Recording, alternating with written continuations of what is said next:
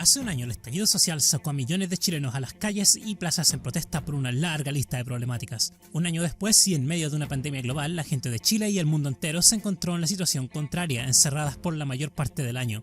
Pero el eco de las cacerolas persiste en forma del plebiscito constitucional que está a la vuelta de la esquina, y con el comienzo de la propaganda electoral quizás te preguntes cómo funcionará todo este proceso. O quizás estás al día y necesitas un recordatorio. En cualquier caso, tenemos mucho de qué hablar. ¿Cuáles son las preguntas? ¿Cuáles son las opciones? ¿Cuál es la diferencia entre los dos tipos de convenciones? ¿Quiénes pueden formar parte de ellas? ¿Hay alguna letra chica esperando explotar en nuestras caras? Pon atención porque vamos a explicar brevemente el mecanismo del plebiscito constitucional y las convenciones condensado por mí. En diciembre del año pasado, el capítulo 15 de la Constitución, Reforma de la Constitución, fue modificado para poner en marcha este nuevo proceso. Nace así capítulo 15, Reforma de la Constitución y del procedimiento para elaborar una nueva Constitución de la República.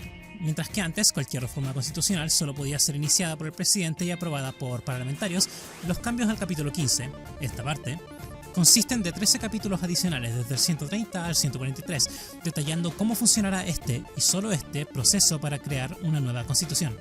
Empecemos con lo básico, las papeletas mismas. Se te entregarán dos. La primera tendrá la pregunta ¿quiere usted una nueva constitución? Marcando apruebo o rechazo acordemente. Simple. La segunda tendrá la pregunta ¿qué tipo de órgano debería redactar la nueva constitución? Sin importar tu respuesta anterior, puedes elegir entre Convención Mixta Constitucional, que llamaré CMC, compuesta por mitad ciudadanos electos popularmente y mitad parlamentarios en ejercicio. Como mnemónico puedes usar la M para recordar mitad. O Convención Constitucional, que llamaré CC, compuesta exclusivamente de ciudadanos elegidos popularmente. La segunda pregunta es un trabalenguas y por buena razón.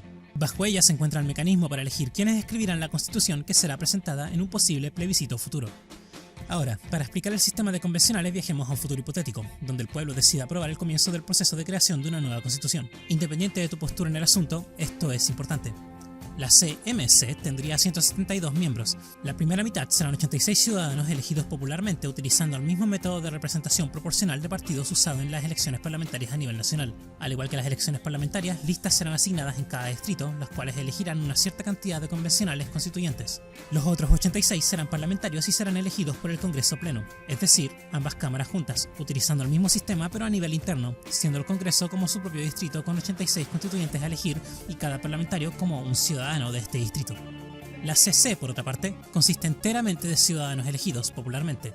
El método es casi exactamente igual a la primera mitad de la anterior, gran elección con 155 posibles convencionales constituyentes distribuidos en los 28 distritos, utilizando el mismo sistema electoral como si estuviéramos eligiendo parlamentarios. La gran pregunta entonces es, ¿quiénes pueden ser parte de estos grupos? ¿Puedo yo, Pedrito, ciudadano promedio, ser parte de estas convenciones? Técnicamente sí. Solo tienes que ser chileno, mayor de 18, no estar preso, no haber estado afiliado a un partido en los 9 meses previos si eres independiente, o en caso de postular con un partido, lo mismo, pero además debes haber estado afiliado con tu partido por al menos 2 meses. Si eres independiente, también deberás juntar un porcentaje de firmas con tu respectivo distrito, y si eres parte de esta larga lista de funcionarios públicos, te tienes que comprometer porque tu candidatura significa dejar el cargo. En el caso de la CMC, el cargo de parlamentario es compatible con el de convencional, otorgando a parlamentarios un permiso para faltar a sesiones de sala y comisión del Congreso. Si se trata de la CC, los parlamentarios deberán postular bajo las mismas condiciones que el resto de los funcionarios públicos mencionados antes, dejando así su cargo de parlamentario. En cuanto a la plata, los miembros de la convención recibirán una remuneración de 50 UTM o unos 2,5 millones de pesos mensuales al momento en que escribo esto, con excepción de los miembros parlamentarios de la CMC, los cuales podrán mantener su dieta usual.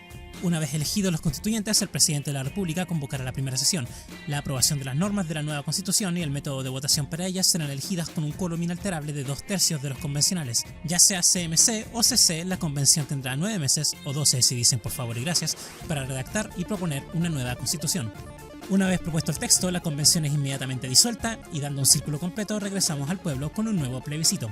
Esta vez se pregunta, ¿aprueba usted el texto de nueva constitución propuesto? Si es aprobado, el presidente deberá convocar al Congreso para un acto público y solemne de transición a la nueva constitución. El texto será publicado en el diario oficial y pasará a ser oficialmente la nueva constitución, siendo distribuido gratuitamente a escuelas, bibliotecas, jueces y magistrados a lo largo del país.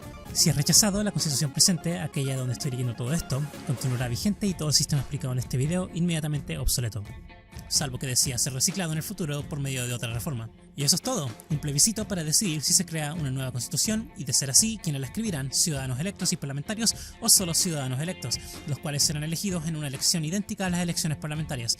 En cualquier caso, después de unos meses la convención elegida propondrá un texto que se devolverá al pueblo para aprobar o rechazar en un nuevo plebiscito.